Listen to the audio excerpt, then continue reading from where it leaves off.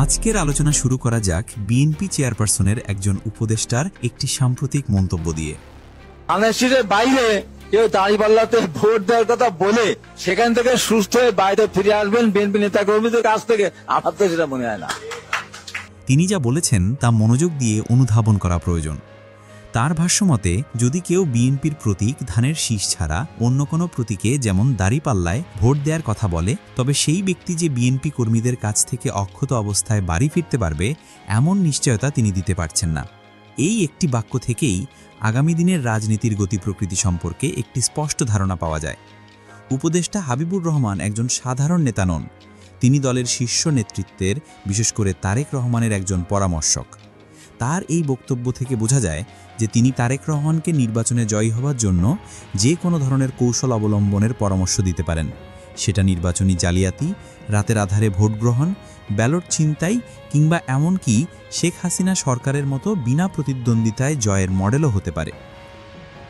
আর সেই উপায়ে ক্ষমতায় এলে দলের কর্মীরা কী ধরনের আচরণ করবে তারও একটি ইঙ্গিত এই বক্তব্যে রয়েছে।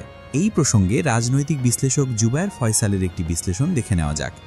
তিনি মনে করিয়ে দেন যে শেখ হাসিনার অধীনে অনুষ্ঠিত গত 3টি নির্বাচন, তার প্রথমটি তো ছিল বিয়ের আগে বাচ্চা, অর্থাৎ ভোটের আগে এমপি মন্ত্রী হয়ে যাওয়া, আরেকটা ছিল লাইলাতুল ভোট, অর্থাৎ রাতেই ভোট হয়ে যাওয়া, আর সর্বশেষ 2024 সালে তো করছে আমি তুমি আর ডামি নির্বাচন। তবে তার ভবিষ্যৎবাণী হলো বিএনপি যদি এবার ক্ষমতায় আসে তবে তারা এমন পদ্ধতির আশ্রয় নেবে যা অতীতের সমস্ত নির্বাচনী বিতর্ককে ম্লান করে দেবে, মানুষের মন থেকে আগের সব অভিযোগ ধুয়ে মুছে যাবে। বিষয়টি আরও পরিষ্কার করা যাক। বিশ্লেষকরা মনে করছেন বিএনপি ক্ষমতায় এলে দেশব্যাপী ব্যাপক নির্বাচনী কারচুপি, কেন্দ্র দখল এবং ভোটারদের ওপর সহিংসতার মতো ঘটনা ঘটতে পারে। এমনকি নির্বাচনের দিন সকাল থেকে সন্ধ্যা পর্যন্ত ব্যাপক অনিয়ম করেও রাতের বেলায় তারা নিজেদের কিছু কর্মীকে বহিষ্কারের নাটক সাজিয়ে জনগণের দৃষ্টি অন্যদিকে ঘোরানোর চেষ্টা করতে পারে। কিন্তু যেসব আসনে জালিয়াতি করে জিতেছে সেখানে তারা পুনরায় নির্বাচনের দাবি জানাবে না। এই পরিস্থিতিতে এনসিপি নেতা সার্জিস আলম একটি গুরুত্বপূর্ণ প্রশ্ন তুলেছেন। তিনি বলেন, একদিকে তারেক রহমান জনগণকে আশার বাণী শোনান, অন্যদিকে তার দলের নীতি নির্ধারকরা সহিংস হুমকি দেন। সাধারণ মানুষ এর মধ্যে কোনটিকে বিশ্বাস করবে?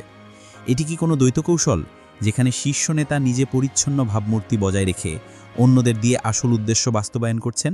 বিশ্লেষকদের মতে যদি বর্তমান ব্যবস্থায় নির্বাচন হয় তবে ফলাফল কী হবে তা প্রায় নিশ্চিত।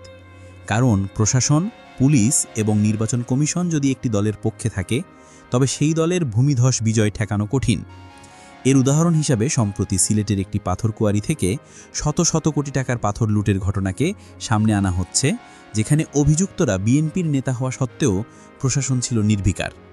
যে দল ক্ষমতার বাইরে থেকেও দেশের প্রাকৃতিক সম্পদ লুট করতে পারে তারা ক্ষমতায় গেলে দেশের কী অবস্থা করবে তা সহজেই অনুমেয়। আর কেউ যদি এর প্রতিবাদ করে তবে তার পরিণতিও হতে পারে ভয়াবহ। তাহলে প্রশ্ন হলো, জেনে শুনে কি দেশবাসী এমন একটি শক্তির হাতে দেশকে তুলে দেবে যাতে তারা সহজে দেশকে বিক্রি করে দিতে পারে? উত্তর হলো না। সব দল বিক্রি হয়ে গেলেও, সবাই বিএনপির সাথে আপোষ করলেও জামায়াতে ইসলামী একটি ভিন্ন পথের কথা বলছে। তারা আনুপাতিক প্রতিনিধিত্ব বা পিআর পদ্ধতির ভিত্তিতে নির্বাচন দাবি করেছে। তাদের মতে একমাত্র এই পদ্ধতিতেই দেশকে রক্ষা করা সম্ভব। কারণ এই ব্যবস্থা চালু হলে কোনো একক দল নিরঙ্কুশ ক্ষমতা পাবে না। ফলে শেখ হাসিনার মতো নতুন কোনো স্বৈরাচারী শক্তির উত্থান যেমন সম্ভব হবে না, তেমনি হাবিবুর রহমানের মতো নেতাদের ভোট ডাকাতির পরিকল্পনা বাস্তবায়ন করা কঠিন হয়ে পড়বে। প্রিয় দর্শক, আপনারা কি ভাবছেন?